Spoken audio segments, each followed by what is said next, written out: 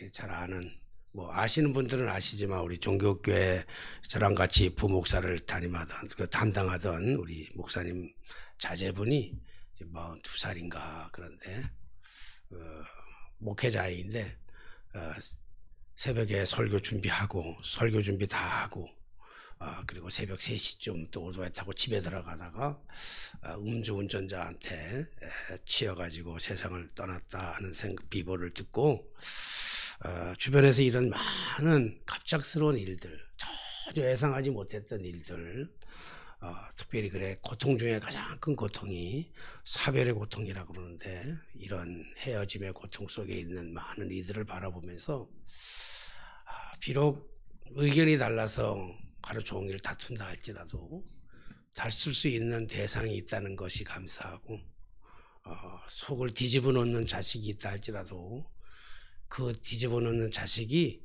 내 곁에 살아있다는 것 자체만도 우리가 감사한 일이죠. 그런데 보면 참 하나님은 좀 이상하게도 저런 인간 좀 데려갔으면 좋겠다 싶은 인간들은 안 데려가고 정말 아까운 사람들을 하나님은 데리고 가신다고요.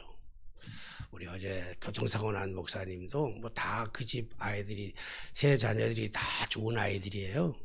그러나 그 중에서도 그 막내가 성격이 제일 좋고 또 사람들을 참 좋은 목회자인데 뭐 다 전화 비보를 받고는 그 동기가 전화를 줬어요. 목사님 알아야 될 것 같아요. 우리 교회 자주 오신 친구가 전화해가지고 뭐야 그랬더니 그 아이 이름 대면서 부고 소식이에요. 그래서 깜짝 놀라서 걔네 아버지가 돌아가셔도 안 되고 어머니가 돌아가셔도 안 되는 일이지만 그 비보를 받으면서 누군데 엄마냐 아빠야 그랬더니 본인요 그러더라고요. 그래서 그 마음이 얼마나 무거운지 하루 종일 그 무거운 짐을 가지고 하루를 지냈어도 여전히 마음에 무거운 짐을 가지고 이렇게 강단했습니다. 왜 하나님께서는 어떻게 보면 저런 인간들 정말 우리 주변에 보면 정말 저런 인간들 좀 데리고 왔으면 참 좋겠는데 그런 인간들을 안 데리고 가고 꼭 정말 눈에 넣으면 정말 아플까 정말 이게 바람 불면 터질까 하는 생각을 가지고 있는 그런 좋은 사람들을 먼저 데려가는 것을 보면서 우리는 아이러니하다 이렇게 얘기를 합니다. 제가 오늘 설교의 제목을 특별히 많이 고민하다가 아이러니라고 하는 제목으로 정했는데 아이러니한 일들이 나에게만 꼭 일어나는가 생각을 해서 제목을 나만의 아이러니인가 이렇게 제목을 한번 붙여봤습니다. 아이러니라고 하는 말은 우리가 잘 알다시피 영어에서 나온 이야기이긴 하지만 예상 밖의 결과가 빚은 모순이나 역설에 대한 반응을 얘기하죠.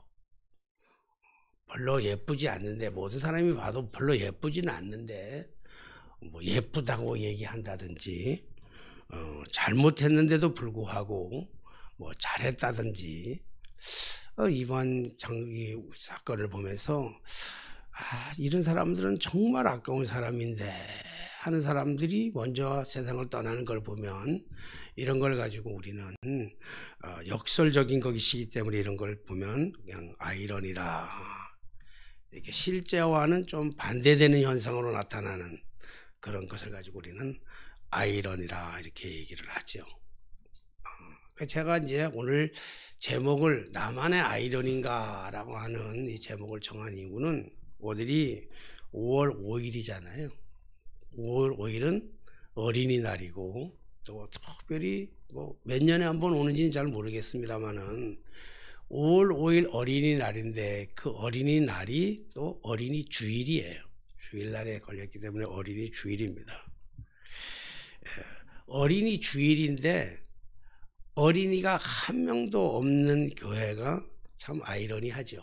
우리 교회 어린이가 한 명도 없습니다. 또 어린이가 한 명도 없는 교회에서 어린이날 주일 설교를 한다는 것 자체가 그것 또한 참 아이러니하잖아요. 그죠?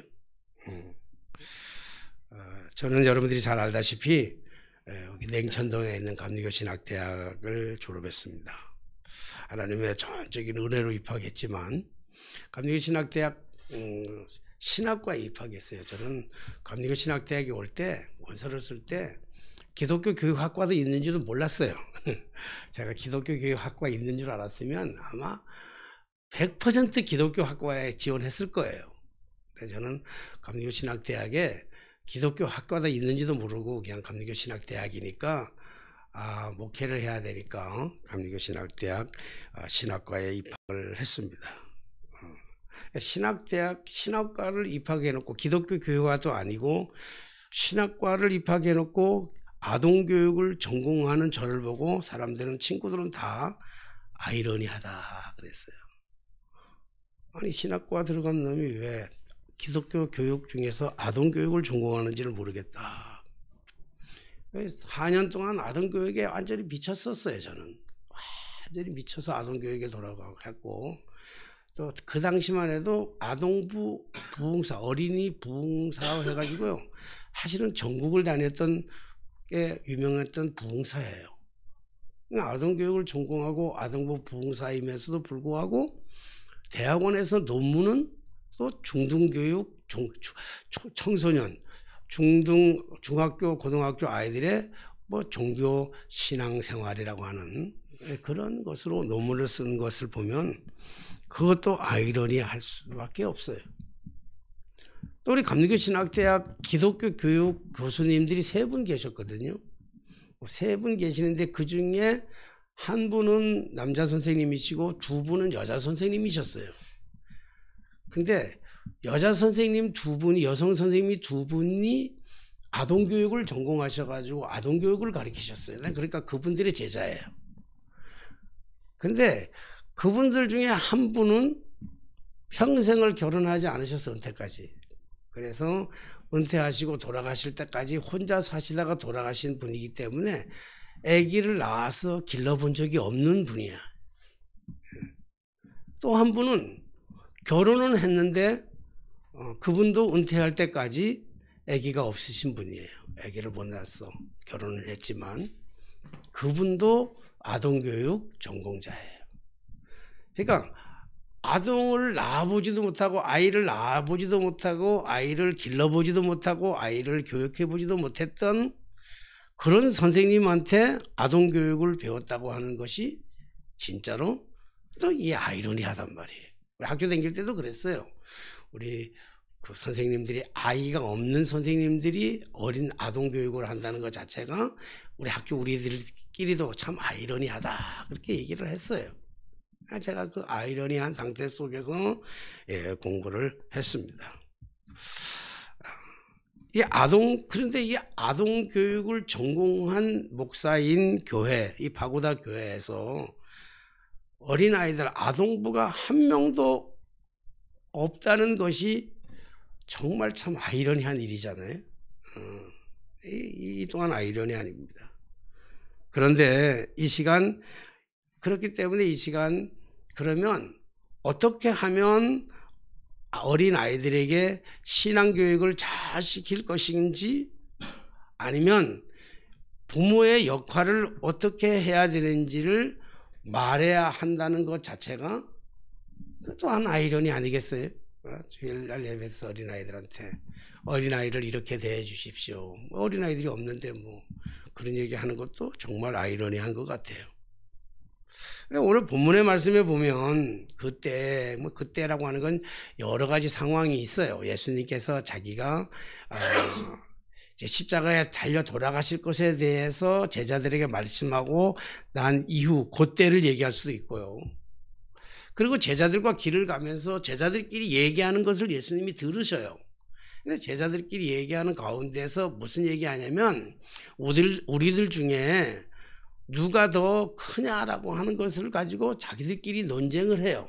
우리들 중에 누가 계급이 더 높은지, 우리들 중에 누가 더 서열이 높은지 이거에 대해서 자신들끼리 논쟁하는 그 얘기를 들으면서 길을 오다가 이제 집에 들어가서 이제 제자들하고 얘기하고 있을 때 그때를 얘기하고 있어요.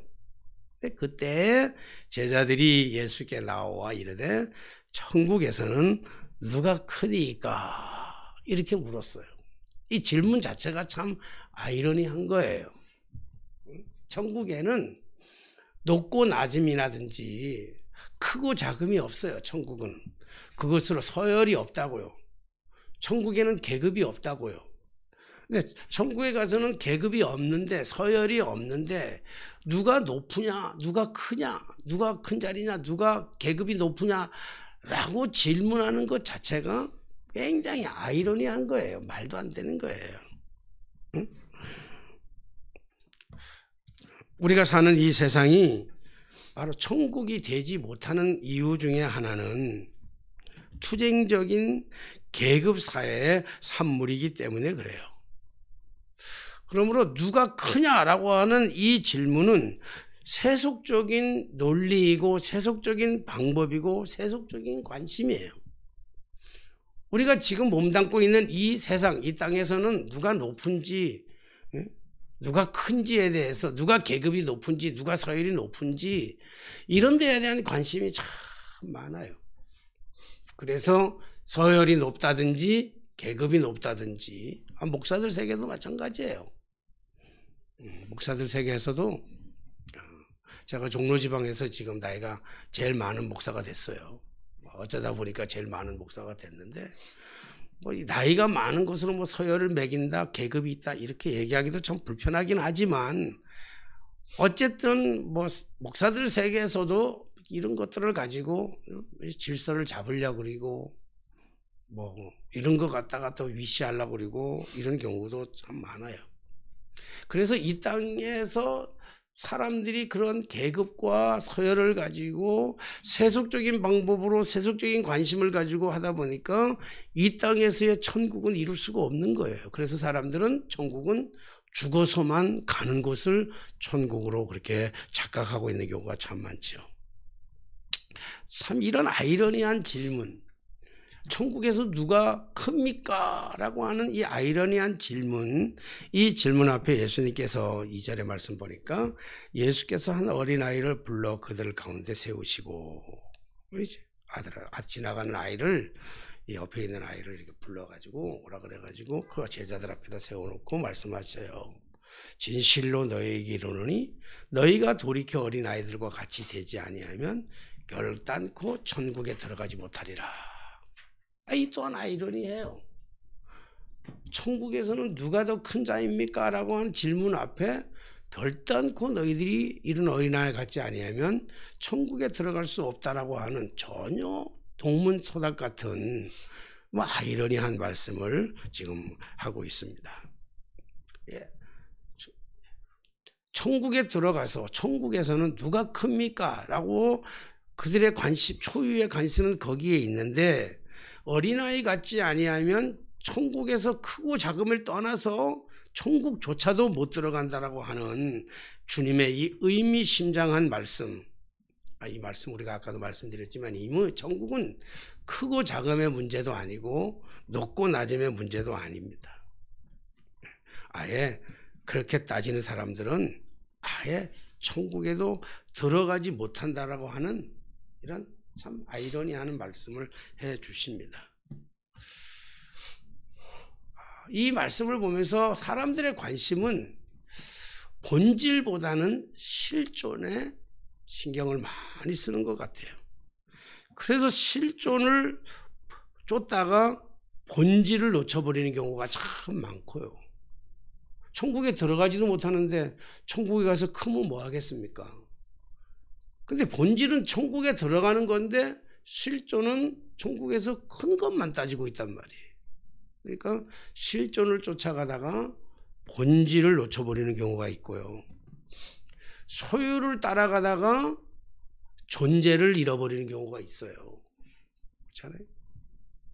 소유 그거 지키려고 하다가 먹는 것, 입는 것, 자는 것 사실 그거 우리 인생의 필요는 해요. 그러나 그거보다 생명이 더 중요하잖아요. 목숨이 더 중요하잖아요. 먼저 세상을 떠나가는 사람들의 모습을 보면서 아무리 그래 내가 우리 집사람하고도 그랬어요. 그냥 사람만 있으면 고마운 거지 뭐. 응? 그냥 사람만 있어도 같이 호흡할 수만 있다고 하는 것. 그래서 보고 싶을 때 언제나 볼 수 있다는 것 자체만 해도 얼마나 행복이고 얼마나 감사하냐. 이게 뭐냐면 이게 존재란 말이에요. 이게 존재. 우리가 얼마나 잘 사느냐, 얼마나 높은 자리에 올라갔느냐, 얼마나 좋은 자리에 취직을 했느냐, 뭐 월급을 얼마나 받느냐. 우리 예성이가 어제 월급을 조금 올라갔는데 우리 집사람은 그것도 올린 거라고 얘기하냐 그랬더니 애들끼리 얘기하는 말이 그 정도 7%면 어마어마하게 올라간 겁니다 그러더라고요. 7%가 아니고 10%가 아니고 그게 따따블이 온다 할지라도 말이죠. 그 무슨 의미가 있겠어요. 살아가는데 필요는 해요. 돈이 많으면 좋은 차도 사고 좋은 집도 사고 좋은 음식도 먹고요. 그럴 수 있잖아. 어제 우리 집사람하고 조금 다툰 거는 어느 식당을 갈 거냐를 가지고 조금 다퉜거든요 사실은. 근데 내가 너무 속상한 건 내가 돈만 많으면 간단해요. 왜냐하면 우리 집사람이 제일 좋아하는 데가 뷔페거든요. 근데 뷔페는 돈이 비싸. 거기 돈이 많아가지고 거기 가면 끝이야. 애들이 먹고 싶은 거 내가 먹고 싶은 거 끝이야. 근데 어떻게 하면 좀 더 싼 데를 갈까? 애들이 엄마 아버지를 위해서 어버이 줄이라고 이제 뭐 해준다고 그러는데 그런 것이 얘기가 와전이 되다가 보니까 한단 말이에요. 근데 다투면서 가만히 생각해 보니까 아무것도 아닌 일이잖아요. 이거 뭘 먹으면 어때? 짜장면 한 그릇 먹으면 어떻고 우동 한 그릇 먹으면 없고 애들을 만나가지고 제 애들 얼굴만 보는 것도 기쁜 거지 뭐 어때요? 그죠? 갈비를 먹으면 어떻고 해장국을 먹으면 어떻고 응? 가재미찜을 먹으면 어떻고 네, 그런 생각을 하면서 왜 우리는 사실은 본질이 아닌 실존에 대해서 자꾸 목숨을 걸려고 그럴까? 존재가 아닌 소유에 대해서 자꾸 이렇게 목숨을 걸려고 그럴까? 우리가 가끔 어디에 목숨을 걸고 살아야 되는지에 대해서 자꾸 순간순간 잃어버릴 때가 참 많은 것 같아요. 제 주변에 많은 사람들이 너무 사소한 것들에다가 목숨을 거는 것 같아. 별 의미 없는 데다가 막 의미를 강하게 강조해가지고 거기다가 의미를 붙여가지고 그 의미 없는 일에 정말 사소한 일에 목숨을 걸고 살아가는 사람들의 모습을 참 많습니다. 그런 모습을 볼 때마다 나 자신도 그렇지만 그렇게 살아가는 사람들의 모습들 속에서 참 속상해요. 아, 이렇게 하면 안 되는데. 네, 그래서 오늘 말씀은 뭐냐면 그러므로 4절 말씀에 보니까 그러므로 이런 얘기는 그러니까 그래서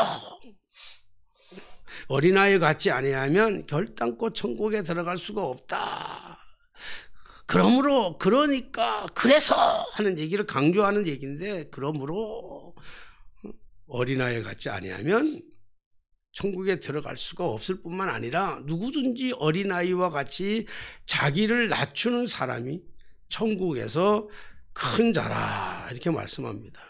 그래서 자기를 낮추는 자 이 얘기는 작아짐을 얘기하는 거 아니라 단순히 작은 뜻 그냥 좀 밑바닥에 있는 이런 뜻만은 아니고요. 이 말의 의미는 겸손이에요. 겸손한 자 겸손한 마음을 가진 사람들이 천국에서 큰 자가 된다 이 말씀입니다. 아마 예수님께서 이 시대에 사시면서 이 시대의 겸손을 이야기한다고 한다면 아마 100% 어린아이를 비유 삼지는 않았을 거예요. 어린아이를 데려다가 예화로 사용하지는 절대로 않았을 겁니다. 요즘 아이들은 절대로 겸손하지 않기 때문에 그래요. 요즘 아이들은 정말 무서워요. 요즘 아이들은 정말 두렵습니다. 어디로 튈지를 모르겠어. 물론 우리 전도사님이 기도했던 것처럼 요즘 아이들 진짜 없어. 정말 아이들이 너무너무 귀하다가 보니까 그 아이들이 너무 귀하고 그 아이들에 대해서 너무 이렇게 막 애지중지하다 보니까 애들이 뭐 윤리나 도덕 이런 것들이 없어졌어요. 예의 범절이 없어져서. 그래서 어린 아이들에게 사실 겸손을 찾아보기는 참 어려워요. 어디로 튈 줄을 모르고요. 어떻게 대하고 어떻게 다뤄야 될지 답이 잘 안 보여요. 뭐 어제 어린아이는 아니지만 제가 이 고민을 많이 해서 이 얘기를 우리 한번 좀 나눴으면 좋겠다 생각인데 고민을 많이 했는데 5월 1일이 노동절이잖아요. 근데 노동절인지도 모르고 우리 사람하고 평일날 똑같은 평일의 마음을 가지고 저 인왕산 올라가는 길에 초소책방이라는 데가 있어요. 김동명 목사님 모르시죠? 초소책방은 이제 여기서 북악스카이에 가는 이쪽으로 가는 길에 인왕산에 가는 그 길에 그 청와대를 지키는 초소였는데 그거를 책방으로 바꿨어요. 문민정부가 들어오면서 커피숍을 만들어 놨어. 근데 아주 좋아요. 경치도 좋고 또 종로 구미는 또 10%도 싸게 해주고 저희들이 집에서 하루에 운동 코스가 딱 맞는 코스야 우리로는. 그래서 저희 집사람하고 운동하러 가는데 가끔 가요. 일주일에 한 두세 번씩 가는데 가면 뭐 커피를 워낙 제가 싫어하니까 빵도 사 먹는 것도 그렇고 그래서 그냥 가가지고 그냥 생수 한 잔 마시고 그냥 보통 이렇게 돌아서 내려와요. 근데 5월 1일인데 사람들도 많고 왠지 좀 뭐가 땡겨 제가. 그래서 가서 우리 사람하고 정말 안 시켜 먹는 냉커피 한 잔하고 빵을 하나 이게 사가지고 사람들이 노동절이라 그런지 사람들이 너무 많은 거예요. 주변에 의자가 없어. 근데 마침 자리가 하나 나긴 나는데 그건 일반적인 자리가 아니고 이제 출입구에서 앉아가지고 이제 자기 차례를 기다리는 그런 앉은 자리인데 사람이 많다 보니까 거기에다가도 조그만 테이블 하나 놓고 그냥 차를 마실 수 있는 공간이 됐어.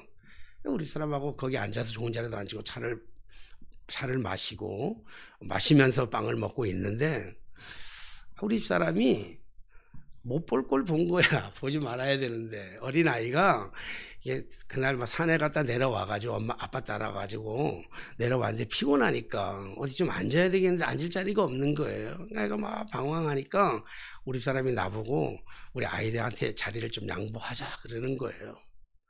그래서 사실 빵을 다 안 먹었어. 커피를 다 안 마셨어. 물론 뭐 조금 남긴 했어요. 근데 저는 그게 가장 커피 마시면서 가장 좋은 시간이야.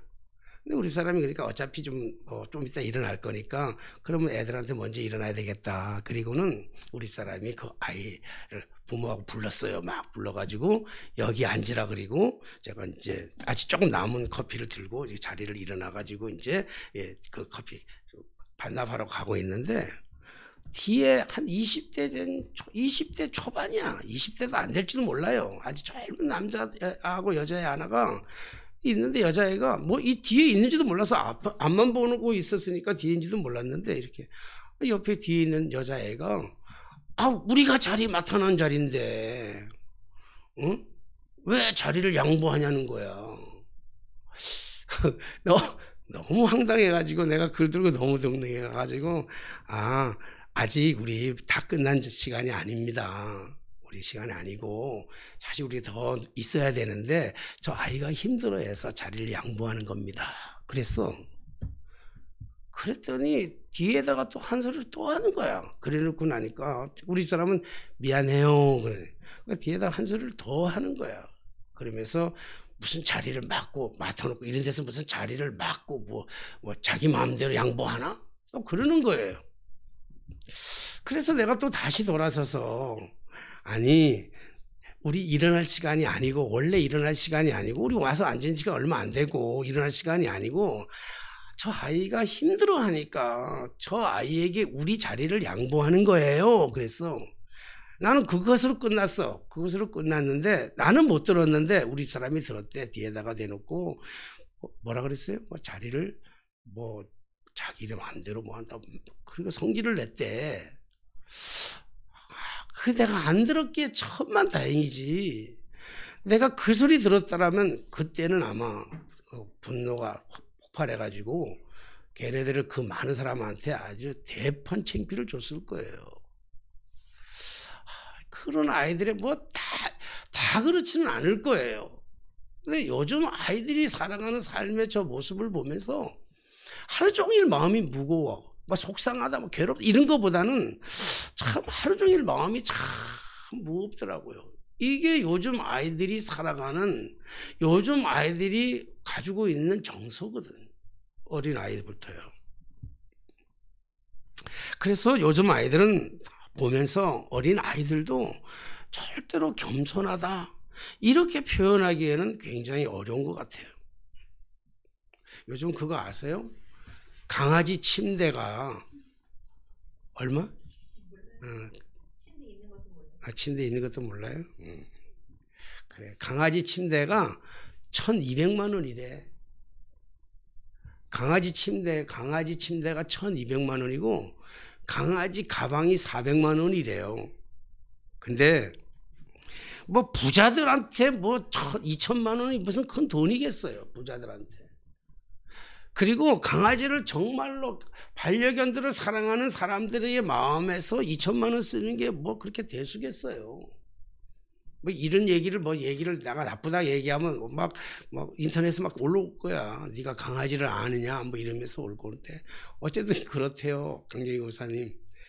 침대가 1,200만 원이고 가방이 400만 원이래. 근데 문제는 뭐냐면 강아지가 그런 집에서 살잖아요. 그런 1,200만 원짜리 침대에서 자고 가방을 400만 원짜리를 메고 이렇게 좋은 음식을, 사람도 못 먹는 좋은 음식을 먹고 살잖아요. 그러면 그 강아지가 지가 강아지인 줄 몰라요. 지가 사람인 줄 알아. 그래서 그 집안에서도 서열을 매겨놔요. 남들은 무시하기를 개무시할 뿐만 아니라요, 자기 집안에도 서열이 있어요. 서열이. 그래서 자기의 서열 저 밑에면요 개무시해요. 개가 무시하는 걸 가지고 개무시라 그런단 말이에요. 이래 세상이. 뭐 개를 사랑할 수 있지요. 고양이를 사랑할 수 있다니까. 뭐 그걸 가지고 얘기하면 애들이 굉장히 반감을 가져요. 그러니까 이제는 함부로 그런 얘기하면 안 되는데, 자기가 강아지가 강아지인지를 모르고 사람인 것처럼 어린 아이들이 너무 귀하게 키우다 보니까 어린 아이들이 자기가 어린 아이인지를 몰라요. 자기들이 어른인 줄 알아요. 그래서 어린 아이들 속에서의 겸손은 정말 찾아보기 힘든 세상이 되어버리고 말았다고요. 물론 이 또한 어린이들을 탓할 건 아니에요. 어른들이 잘못 가르쳤기 때문에, 잘못된 편견과 극단적이고 이기적인 교육이 빚어낸 결과물이라고는 할 수밖에 없지요.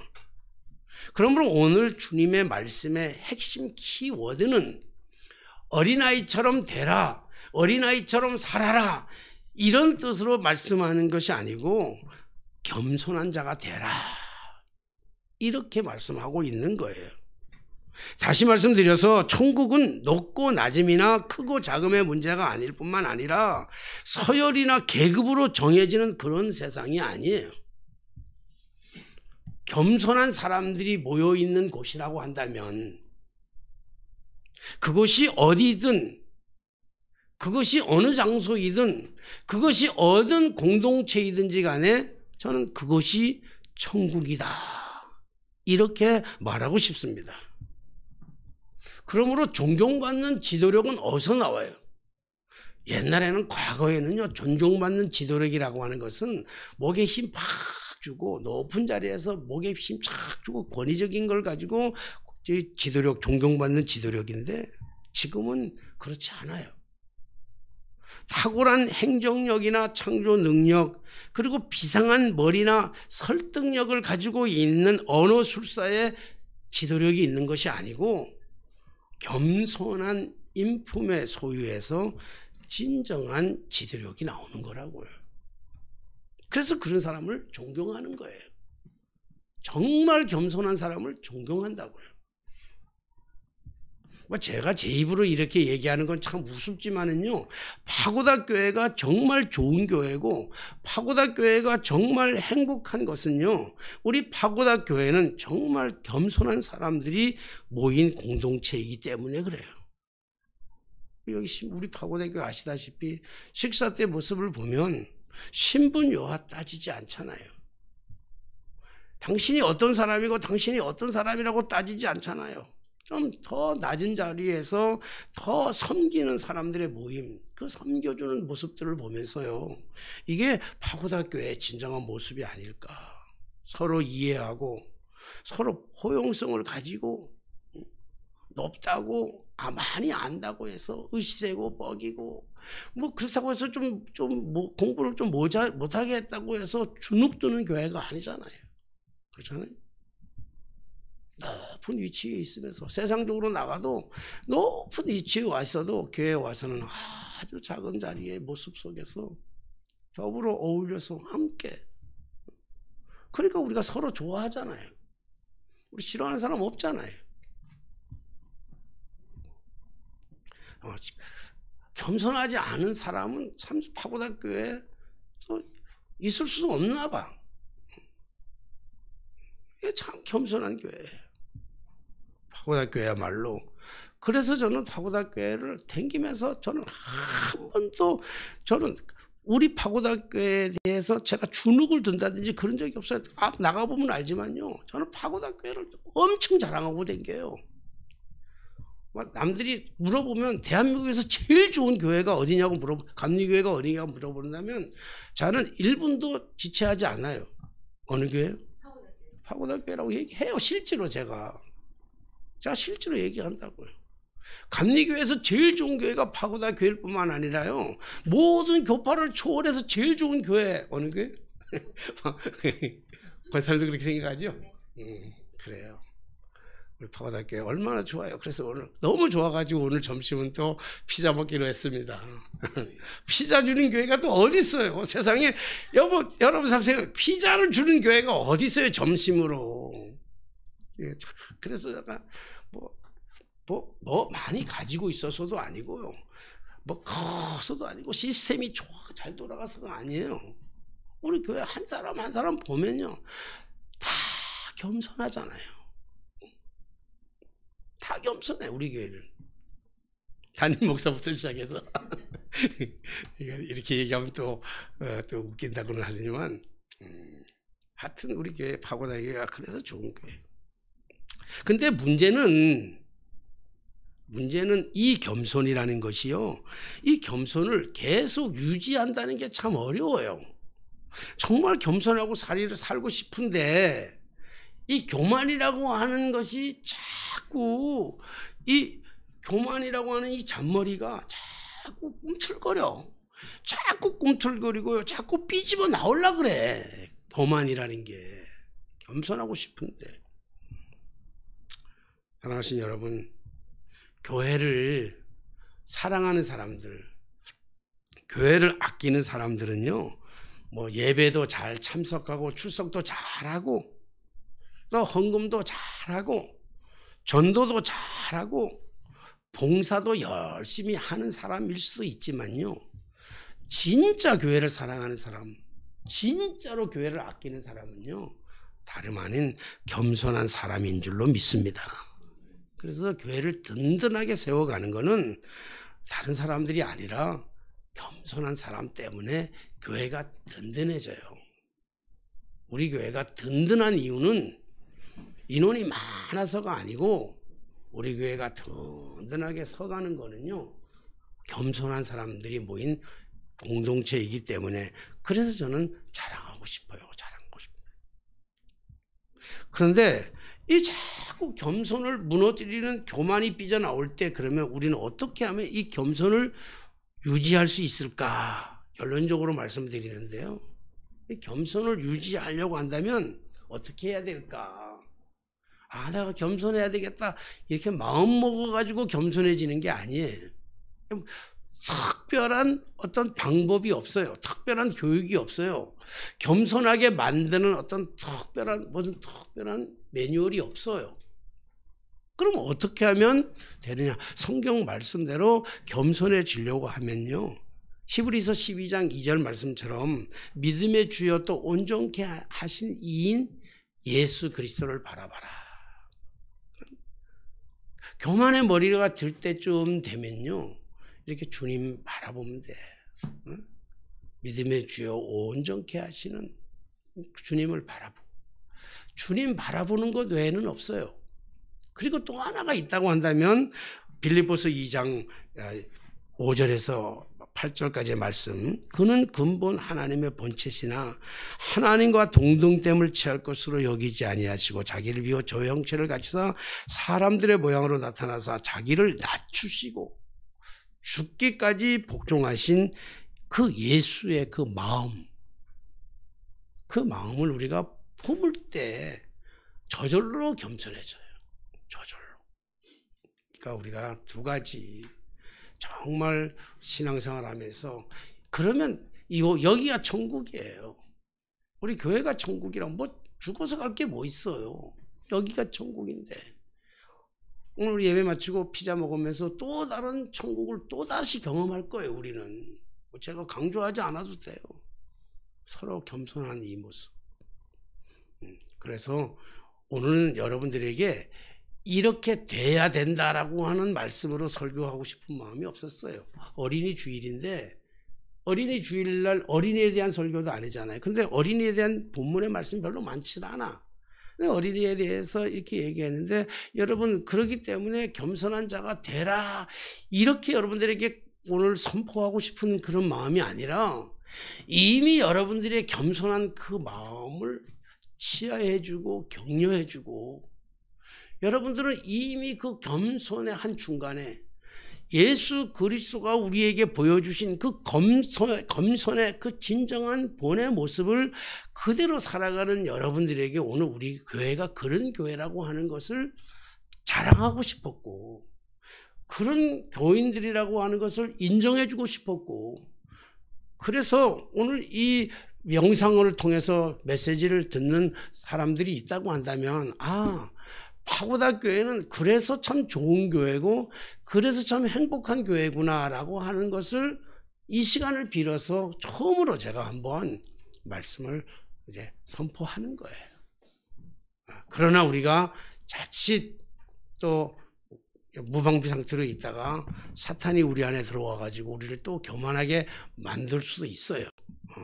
그러나 우리가 교만하지 말고 어떤 상황에서도 우리가 낮아진 자세에서 다른 사람을 존경하고 높여드릴 수 있는 그 겸손한 주님이 원하셨던 그 겸손, 그것을 우리가 유지하면서 우리 함께, 언제 또 하나님 불러가실지 모르잖아요.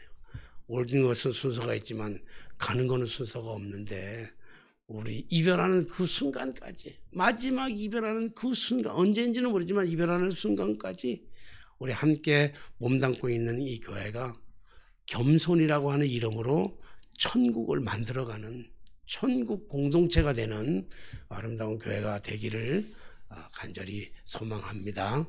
기도하겠습니다. 늘 은혜와 사랑이 충만하신 아버지 하나님, 오늘 어린이 주일을 맞이하여 우리가 어린이 예배를 드릴 수 있도록 인도하시고, 정말 주님이 어린아이를 통해서 우리에게 가르쳐주고 싶었던 진정한 그 핵심 키워드는 겸손인 줄로 믿습니다. 우리로 하여금 더 겸손해지고, 그래서 더 다른 사람들을 포용하고, 그래서 파고다 교회가 이 세상 어느 교회보다도 가장 행복한 그런 교회로 살아갈 수 있도록 축복하여 주옵소서. 예수님의 이름으로 기도하옵나이다. 아멘.